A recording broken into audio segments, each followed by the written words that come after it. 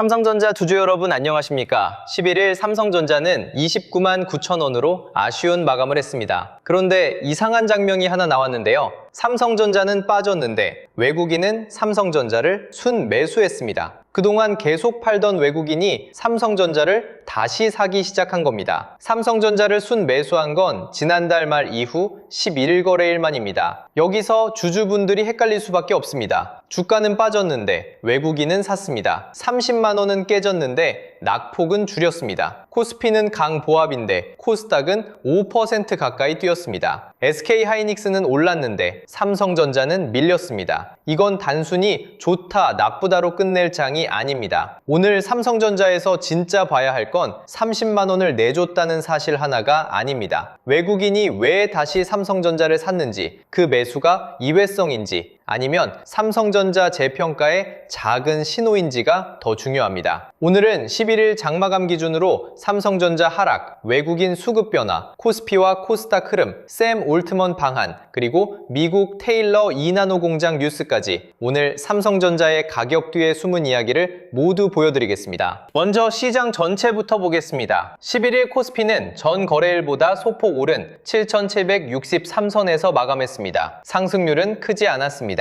하지만 전날 4% 넘게 급락한 뒤 하루 만에 다시 플러스로 마감했다는 점은 의미가 있습니다. 장 초반에는 분위기가 좋지 않았습니다. 간밤 미국 증시가 약했고 필라델피아 반도체 지수도 크게 밀렸습니다. 중동 리스크도 시장을 압박했습니다. 여기에 선물 옵션 동시만기일, 이른바 내마녀의 날까지 겹쳤습니다. 장 초반 변동성이 커질 수밖에 없는 환경이었습니다. 그런데 장중 흐름은 점점 달라졌습니다. 중동 리스크가 일부 완화될 수 있다는 기대가 나오고 미국 물가 부담도 예상보다 크게 튀지 않으면서 시장 낙폭이 줄었습니다. 결국 코스피는 큰 폭 상승은 아니지만 하락을 이겨내고 강보합으로 마감했습니다. 시장은 아직 불안하지만 전날처럼 일방적으로 무너지는 장은 아니었습니다. 코스닥 흐름은 더 강했습니다. 코스닥은 5% 가까이 급등하면서 천선에 바짝 다가섰습니다. 이건 상당히 중요한 흐름입니다. 코스피는 대형주 중심으로 외국인과 기관 매도가 계속 나오면서 상승폭이 제한됐습니다. 반면 코스닥에서는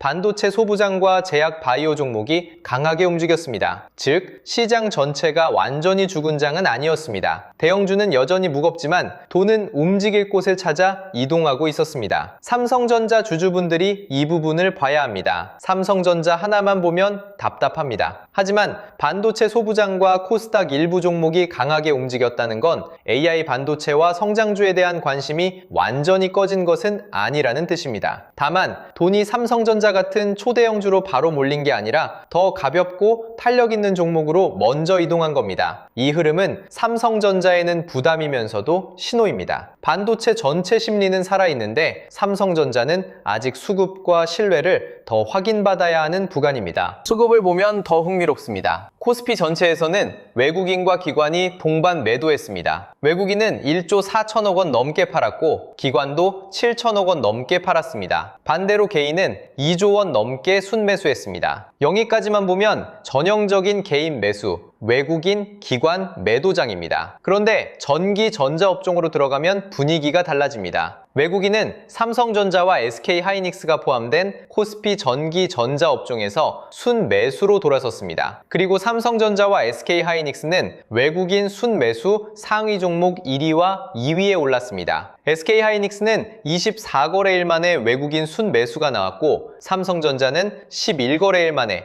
외국인 순매수가 나왔습니다. 이건 그냥 넘길 수 없습니다. 외국인이 코스피 전체는 팔았지만 반도체 대표주는 다시 샀다는 뜻입니다. 아직 확정적인 반전이라고 보기는 이릅니다. 하지만 외국인 매도 일변도 흐름에 균열이 생긴 건 맞습니다. 삼성전자 자체 흐름을 보겠습니다. 삼성전자는 장 초반 크게 밀렸습니다. 한때 28만 원대 후반까지 내려가면서 주주분들의 불안감이 커졌습니다. 하지만 장중 낙폭을 빠르게 줄였고 결국 29만 9천 원에 마감했습니다. 종가 기준으로는 30만 원을 내줬습니다. 심리적으로는 분명히 부담입니다. 30만 원이라는 숫자는 삼성전자 주주들에게 굉장히 큰 기준처럼 느껴집니다. 하지만 장중 저점에서 꽤 많이 회복했다는 점도 같이 봐야 합니다. 완전히 무너지는 흐름은 아니었습니다. 아래에서는 매수세가 들어왔고 외국인도 순매수했습니다. 그래서 오늘 삼성전자는 하락 마감이라는 결과와 수급 개선이라는 신호가 동시에 나온 날입니다. 주가만 보면 실망스럽고 수급만 보면 조금 달라진 날입니다. 이 둘을 같이 봐야 합니다. 그럼 삼성전자는 왜 하락했고 SK하이닉스는 왜 상승했을까요? 이 차이도 중요합니다. SK하이닉스는 AI 메모리와 HBM 대장주 프리미엄을 받고 있습니다. 미국 반도체주가 흔들리면 같이 크게 빠지지만 반대로 반도체 수급이 조금만 살아나도 가장 먼저 돈이 붙는 종목이기도 합니다. 이날도 외국인은 SK하이닉스를 더 강하게 샀습니다. 하이닉스는 HBM이라는 스토리가 선명합니다. 반면 삼성전자는 더 복잡합니다. D램,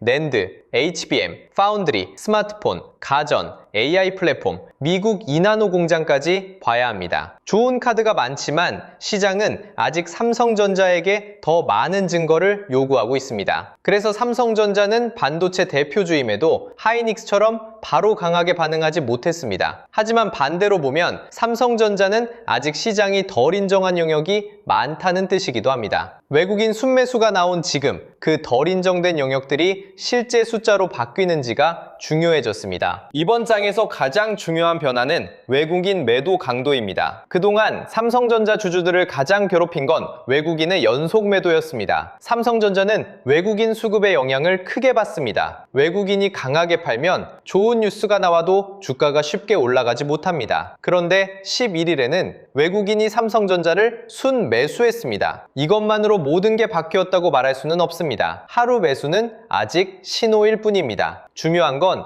지속성입니다. 외국인이 다음 거래일에도 매도 강도를 줄이는지 반도체 대형주에 대한 매수세를 이어가는지 봐야 합니다. 진짜 반등은 외국인이 갑자기 대규모로 사는 날보다 외국인이 더 이상 강하게 팔지 않는 흐름에서 먼저 시작될 수 있습니다. 11일의 순매수는 그 첫 번째 확인 신호가 될 가능성이 있습니다. 하지만 아직은 확인이 더 필요합니다. 시장 환경도 같이 봐야 합니다. 11일 시장은 중동 리스크와 금리 부담, 그리고 내마녀의 날이라는 변동성 요인이 접쳤습니다. 그런데도 코스피는 강보합으로 마감했습니다. 코스닥은 급등했습니다. 이건 시장이 공포에서 조금씩 벗어나려는 시도가 있었다는 뜻입니다. 다만 글로벌 부담이 완전히 사라진 건 아닙니다. 미국 고금리 기조는 여전히 남아있고 일본 금리 인상 가능성도 시장 부담으로 거론되고 있습니다. 중동 리스크도 완전히 끝났다고 보기 어렵습니다. 환율과 유가, 미국 금리 흐름은 계속 봐야 합니다. 삼성전자는 이런 글로벌 변수의 영향을 크게 받는 종목입니다. 삼성전자 자체 뉴스가 좋아도 환율이 불안하고 외국인 수급이 흔들리면 주가는 다시 무거워질 수 있습니다. 그래서 지금은 삼성전자 뉴스와 글로벌 시장 흐름을 동시에 봐야 하는 구간입니다. 이제 삼성전자 자체 성장 뉴스로 넘어가 보겠습니다. 가장 먼저 볼 뉴스는 샘 올트먼, 오픈AI CEO의 방한입니다. 최근 젠슨 황 엔비디아 CEO가 한국을 다녀간 데 이어 샘 올트먼까지 한국을 찾는다는 소식이 나왔습니다. 이건 상징성이 큽니다. 글로벌 AI 업계의 핵심 인물들이 한국 기업들을 직접 만나고 있습니다. 젠슨 황은 AI 반도체와 인프라 관점에서 한국을 봤습니다. 샘 올트먼은 AI 모델과 서비스, 기업용 AI 활용 관점에서 삼성전자와 국내 플랫폼 기업들을 만나는 흐름입니다. 보도에 따르면 올트먼 CEO는 삼성전자에서 사내 강연을 하고 네이버와 카카오 경영진도 만날 예정입니다. 삼성전자는 이미 챗GPT, 제미나이, 클로드 같은 생성형 AI를 사내 업무에 도입하고 있습니다. 그 중에서도 챗GPT 엔터프라이즈 도입 범위가 넓다는 이야기가 나왔습니다. 이건 삼성전자가 AI를 단순한 유행어로 보는 게 아니라 실제 업무, 시스템 안으로 넣고 있다는 뜻입니다. 샘 올트먼 방안이 삼성전자 주가에 당장 큰 숫자를 만들어내는 재료는 아닐 수 있습니다. 하지만 방향성은 분명합니다. 삼성전자는 AI를 두 가지 방향으로 보고 있습니다. 하나는 반도체입니다. AI 서버와 데이터 센터에 필요한 D램, 낸드, HBM, 파운드리, 패키징입니다. 다른 하나는 내부 생산성과 플랫폼입니다. 챗GPT 같은 AI 도구를 전 세계 직원들의 업무에 도입하고 개발, 마케팅, 고객 지원, 생산 관리, 경영 의사결정에 활용하는 흐름입니다. 이 두 가지가 연결되면 의미가 커집니다. 삼성 삼성전자는 AI를 파는 회사이면서 동시에 AI를 쓰는 회사가 됩니다. AI 반도체를 공급하면서 자기 조직도 AI로 바꾸는 겁니다. 이런 변화는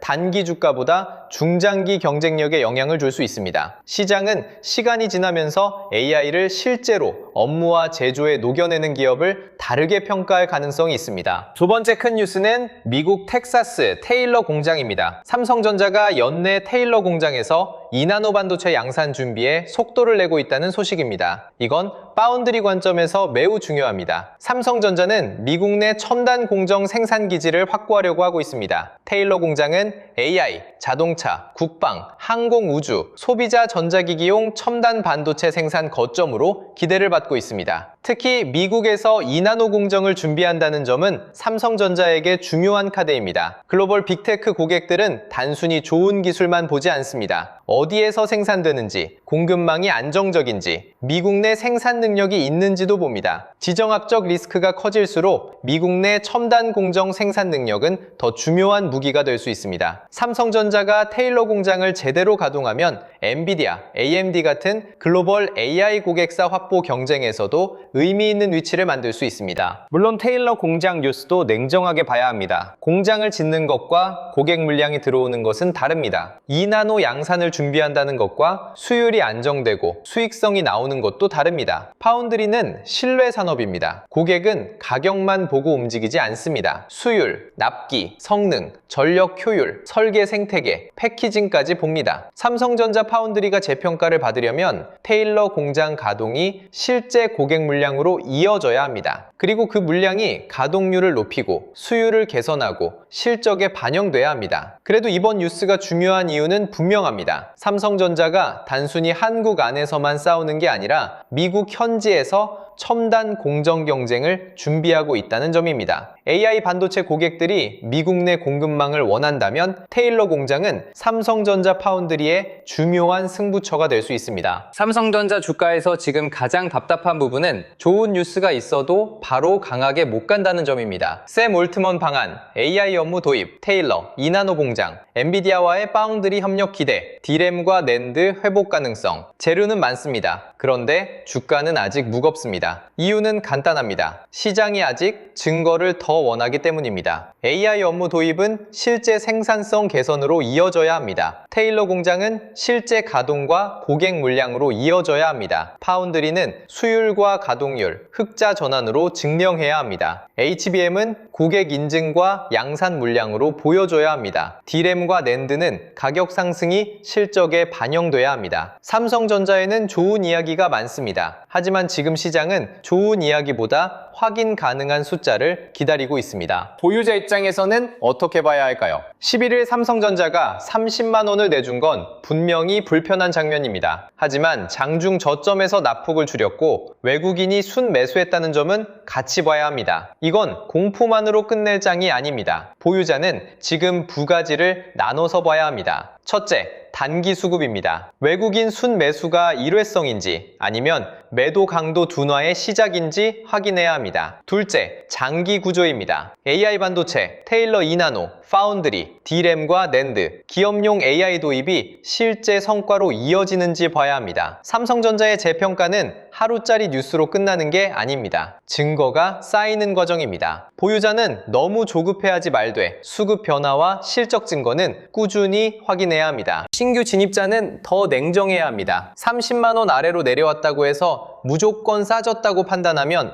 위험합니다. 삼성전자는 좋은 회사일 수 있지만 좋은 회사와 좋은 매수 자리는 다릅니다. 지금은 변동성이 큰 장입니다. 외국인이 삼성전자를 다시 샀다는 건 긍정적인 신호지만 하루 매수만으로 추세 전환을 단정하기는 어렵습니다. 신규 진입을 고민한다면 한 번에 들어가기보다 분할 접근이 더 안정적입니다. 특히 다음 거래일에 삼성전자가 30만 원대를 다시 회복하는지, 외국인 매수가 이어지는지, 전기 전자업종 수급이 유지되는지 봐야 합니다. 그리고 코스닥 소부장 강세가 삼성전자 같은 대형 반도체로 확산되는지도 중요합니다. 추격보다 확인이 먼저입니다. 삼성전자에서는 특히 이 원칙이 중요합니다. 다음 장에서 봐야 할 체크 포인트를 정리해 보겠습니다. 첫째, 삼성전자의 30만 원대 회복 여부입니다. 종가 기준으로 다시 회복하는지가 심리적으로 중요합니다. 둘째, 외국인 순매수 지속 여부입니다. 10일 거래일 만에 순매수가 이어지는지 확인해야 합니다. 셋째, 코스피 전기 전자업종 수급입니다. 외국인이 반도체 대형주를 계속 담는지가 핵심입니다. 넷째, 코스닥 소부장 강세의 확산 여부입니다. 소부장에 돈이 몰린 뒤 삼성전자와 반도체 대형주로 흐름이 이어지는지 봐야 합니다. 다섯째, 샘 올트먼 방한 효과입니다. 삼성전자의 생성형 AI 도입과 글로벌 AI 협력 흐름이 어떻게 부각되는지 봐야 합니다. 여섯째, 테일러 2나노 공장입니다. 연말 가동 준비가 실제 고객 확보와 파운드리 신뢰 회복으로 이어지는지 확인해야 합니다. 그리고 요즘처럼 시장 흐름이 빠르게 바뀌는 장에서는 혼자서 모든 뉴스와 수급을 따라가기 어렵습니다. 영상 하단 더보기란에 있는 신청 페이지를 통해 주도주 알림센터 입장 안내를 받아보실 수 있습니다. 주도주 알림센터에서는 시장 흐름과 관심 종목 신호를 중심으로 삼성전자, SK하이닉스, 반도체 소부장, 전력인프라처럼 돈이 움직이는 구간을 함께 확인하실 수 있도록 준비하고 있습니다. 텔레그램 링크를 바로 공개하는 방식은 아니고요. 영상 하단 더보기란의 신청 페이지에서 신청해 주시면 확인 후 입장 안내를 받으실 수 있습니다. 지금처럼 삼성전자는 밀리는데 외국인이 사고 코스피는 강보합인데 코스닥은 급등하는 장에서는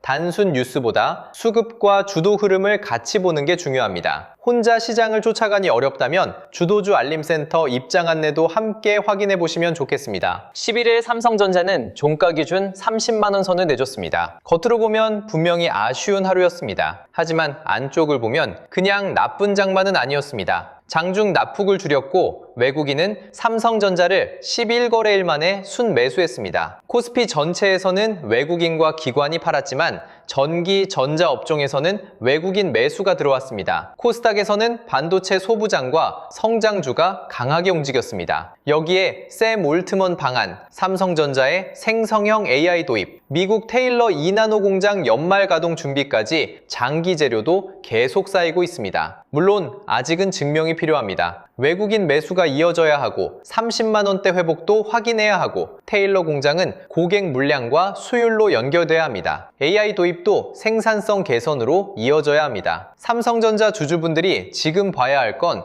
하루 하락의 공포만이 아닙니다. 주가가 빠진 날에도 큰 돈이 어디를 샀는지, 새로운 성장 재료가 실제 성과로 이어질 수 있는지를 봐야 합니다. 삼성전자는 지금 실망과 반전 신호가 동시에 나온 구간입니다. 다음 장에서는 외국인 매수가 이어지는지, 그리고 30만 원대를 다시 회복하는지 차분하게 확인해야겠습니다.